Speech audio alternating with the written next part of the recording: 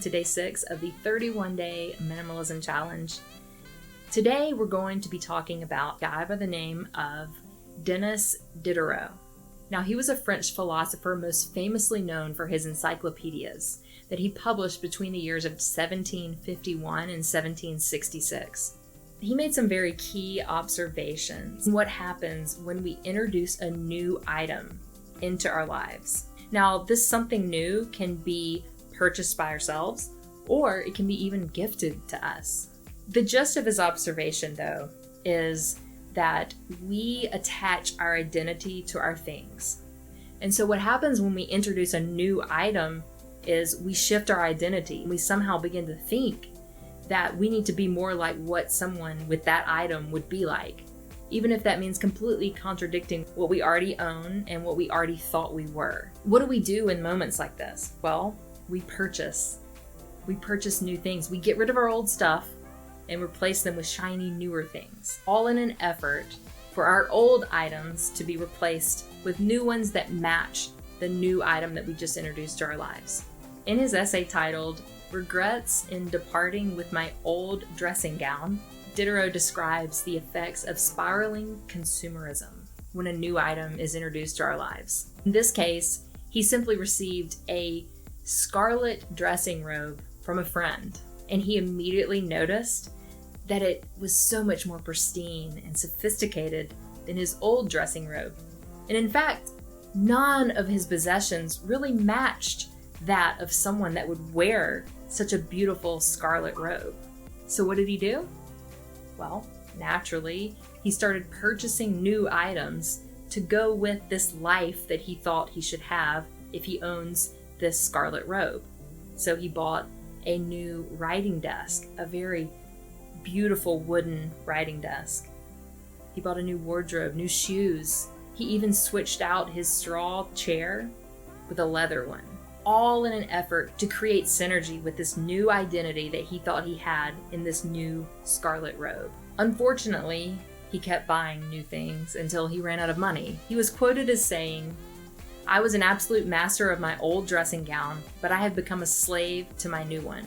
This is a prime, albeit very depressing, example of what excessive consumerism can lead to. This purchasing reaction has become known as the Diderot Effect, and it is more prevalent than ever. If you just take a second to look around you, you can see it in action all over the place.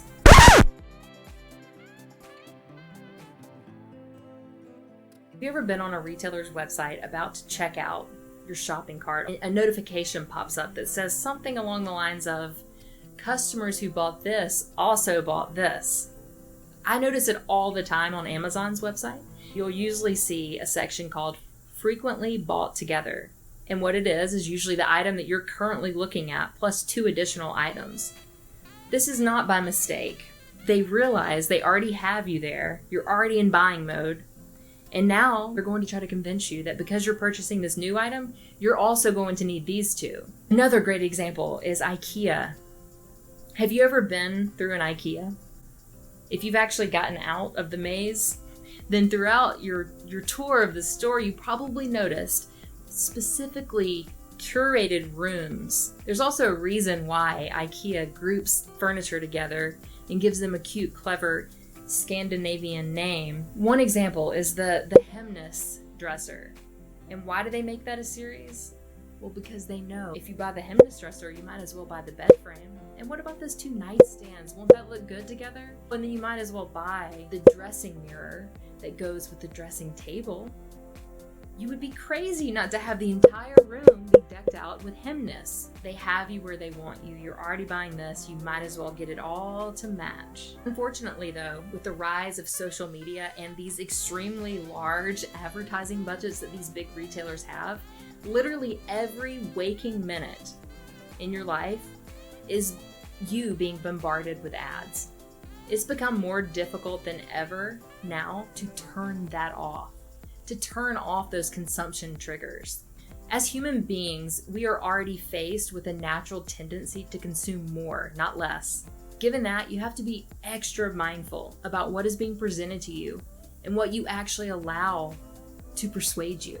I hate to sound like a broken record, but here we are again, talking about looking inward, being mindful, focusing on what's valuable to you, what brings you value, what brings you joy, what is essential to your life.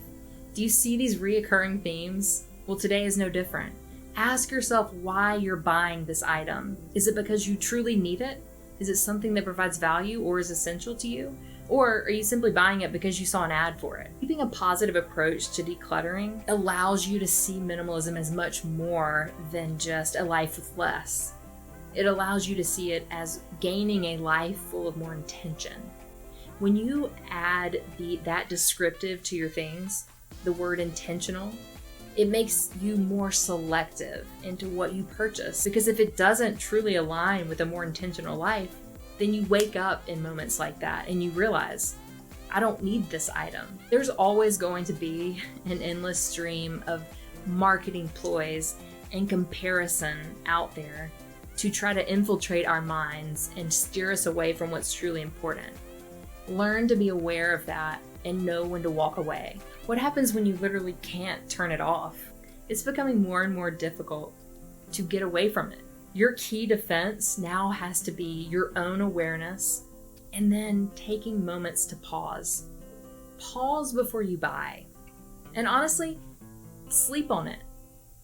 I promise you that item is not going anywhere. It will be there tomorrow and there will be another company begging you to buy it another day. I hope you found value in Diderot's story and observation. Adorable puppy not included, but I have tank tops. 2 shirts, a pendant, and I have a Fitbit, and this is the extra band that came with it, the larger size. I will never need that. What are you decluttering today? Stay focused, and until next time, don't forget, always keep it simple. Bye, guys.